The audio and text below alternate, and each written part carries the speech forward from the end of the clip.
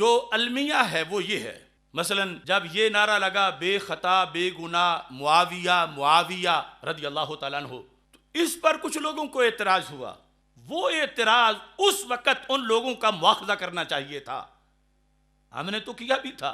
खता बेखता, बेखता है मरहला इज्तिहाद में, खता है नतीजा इज्तिहाद में, और जो नतीजा इज्तिहाद में खता है वो यूं ही है जैसे बेखता है। वो गुनाह है ही नहीं, वो जुर्म ही नहीं, उस पर मुलामत नहीं, उस पर तान नहीं, उस पर तो सवाब है। खता किस मसले में है और फिर वो खता कैसी है? सब हक पर है। तवज्जो करना, ये तहरुल कादरी अक्सर बयान दागता रहता है और ये तसुर देकर कि 14 सदियों में उम्मत जो है वो मौला अली को बरहक मानती रही है, और ये कह के जो अवाम में हक के मुकाबले में बातिल का लफ्ज है, या हक के मुकाबले में फिस्क का लफ्ज है, या हक के मुकाबले में कुफर का लफ्ज है, वो ज़हनों में हजरत अमीर मुआविया और हजरत आयशा सिद्दीका रज़ी अल्लाह ताला अन्हुमा के बारे में लाना चाहता है।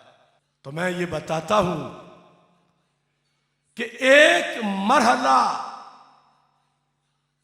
वो है कि लेकिन वो सब हक पर है,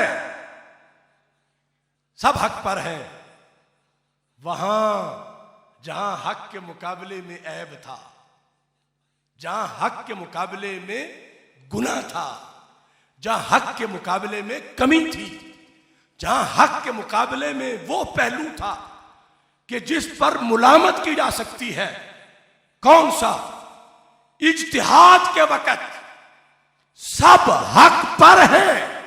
हक क्या है? दीन की खैर खाही। हक है दीन की खैर खाही।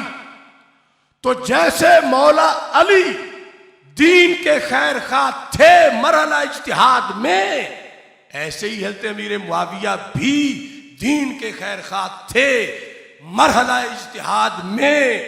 हज़रत आयशा सिद्दीका भी दीन की खैर खा थी मरहला इज्तिहाद में।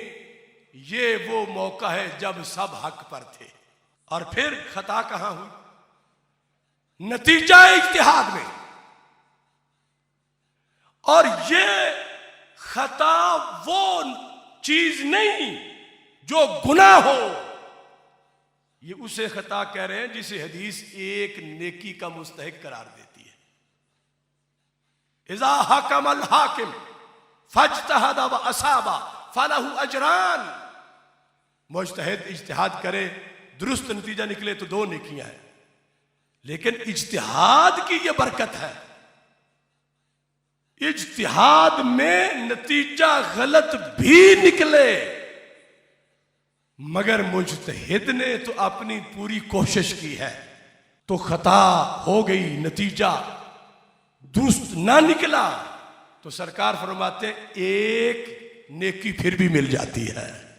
अब जो खताकार साबित कर रहे हैं वो गद्दार सोचें कि खताकार नहीं, मरहला इज्तिहाद में सब हक पर थे। वहां अगर खता होती तो मुलामत होती जो करता, वहां खता होती कि कोई अपने इक्तदार और ख्वाहिश के लिए जल्दी किसास के लिए चल रहा था, वहां अगर खता होती तो वो काबिले मुजम्मत थी। लेकिन सब हक पर थे, सब हक पर थे। और आगे नतीजे में मौला अली हक पर थे और हजरत आयशा सिद्दीका और हजरत अमीर मुआविया रज़ी अल्लाह तआला अन्हुमा खता पर थे। मगर खता वो खता जो गुनाह नहीं, वो खता जिस पर मलामत नहीं, वो खता जिस पर तान नहीं, वो खता जिस पर अजाब नहीं, वो खता जिस पर शरीयत ने सवाब का ऐलान कर रखा है कि यहाँ हजरत सैयदना अमीर मुआविया रदी अल्लाह ताला अन्हु को बेखता और बेगुनाह कहने से मौला अली रदी अल्लाह ताला अन्हु का हक पर होना उस पर कोई ज़रब नहीं लगती। वो अपनी जगह हक पर हैं और ये भी बेखता बेगुनाह हैं, क्योंकि इनका गुनाह और खता बमाना गुनाह तब होता जब इब्तिदाए इज्तिहाद में इनके दिल में दुनिया होती। तो फिर हजरत अमीर मुआविया रदी अल्लाह ताला अन्हु के लिहाज से ये होता कि माज़अल्लाह वो खता बमाना गुनाह पर थे। तो इब्तिदाए इज्तिहाद में शर्फ़े सोहबत को सामने रखते हुए कि जिनकी तजल्लियात 14 सदियां बाद भी दिलों को रोशन कर रही है, तो जो उनके सामने बैठे थे उनके दिल सरकार ने कितने रोशन किए होंगे। उनके सामने पूरी दुनिया की एक मच्छर के पर के बराबर भी हैसियत नहीं हो सकती इस्लाम के गलबा के मुकाबले में। लिहाजा ये जुल्म हुआ हमारे मुआशरे में और जुल्म किया गया ताहिरुल कादरी और उसके फिरके की जानब से, और फिर कोई जाने ना जाने कैसे कैसे उस कश्ती में बैठे कि हजरत अमीर मुआविया रज़ी अल्लाह ताला अन्हु के बारे में जब लफ्ज़ खता का इस्तेमाल किया जाता रहा जो सदियों से आ रहा था, उस लफ्ज़ खता को जुर्म बना के माज़अल्लाह पेश किया गया, उस लफ्ज़ खता को गुनाह बना के पेश किया गया। जबकि 14 सदियों का अहले सुन्नत का अकीदा था कि जहां खता बमाना गुनाह या जुर्म है उस मरहले में तो दोनों ही हक पर थे। इंतहा में इंतहाए इज्तिहाद में मौला अली रज़ी अल्लाह तआला अन्हु बिल यकीन हक पर थे हैं, और वो हक इज्तिहादी है। और हजरत अमीर मुआविया रज़ी अल्लाह तआला अन्हु उस हक तक ना पहुंच सके कोशिशें बिस्यार के बावजूद, तो रब ने उस कोशिश पर उन्हें भी सवाब अता फरमा दिया।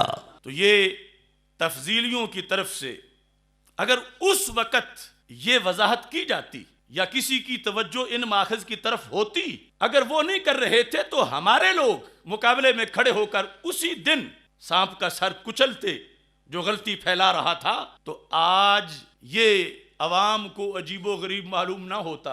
अवाम जो है वो ब्याज को प्याज ना बनाते, बल्कि अवाम तो बिल आखिर समझ गए, लेकिन जिन खवास ने समझाना था वो पता नहीं, खुदा करे मिले पीर को भी ये तौफीक, वो दूसरी जानब निकल गए। जिस वक़्त सैयदा आयशा सिद्दीक़ा रज़ी अल्लाह ताला अन्हा की खता का जिक्र किया जाता रहा, और जाहिर है कि 14 सदियों में जब बहस हुई तो हक और ख़ता ये जो आखिरी मरहले का है, हर किसी ने खता के साथ इज्तिहादी का लफ्ज़ नहीं लिखा। अब मैंने आला हज़रत फाज़िल बरेलवी का पढ़ के सुनाया आपको, तो उसमें भी यानी सिर्फ खता का जिक्र अभी फतावा रज़विया से किया, लेकिन चूंकि बहस में पता है कि किस दर्जे पे हो रही है और इसके मुसल्लमात क्या हैं। अब यहाँ पर सैयदा आयशा सिद्दीक़ा रज़ी अल्लाह ताला अन्हा के लिए जो लफ्ज़ खता इस्तेमाल किया गया, हमारा उससे इख्तिलाफ नहीं, लेकिन वो जिस पस मंजर में किया गया, जिस सियाक में किया गया, अगर वो उस वक़्त मुआशरे को बताया जाता तो सैयदा तय्यबा ताहिरा हज़रत सैयदा फ़ातिमा रज़ी अल्लाह ताला अन्हा के इज्तिहाद के मामला में लोगों को कोई अजनबी बात महसूस ना होती। मगर वहाँ फातिहाना तरीके से इन तफजीलियों ने जो इंतहाए इज्तिहाद है उसकी खता को यूं बनाया जैसे इब्तिदाई इज्तिहाद में होती है। इंतहाए इज्तिहाद की खता को जुर्म बनाया, गुनाह बनाया, माज़अल्लाह उसको काबिल मुज़म्मत और मलामत बनाया। ये पूरी धांधली थी अहले सुन्नत व जमात के साथ। तब लोगों के ज़हन ऐसे हो गए कि खता इज्तिहादी तो जुर्म होता है।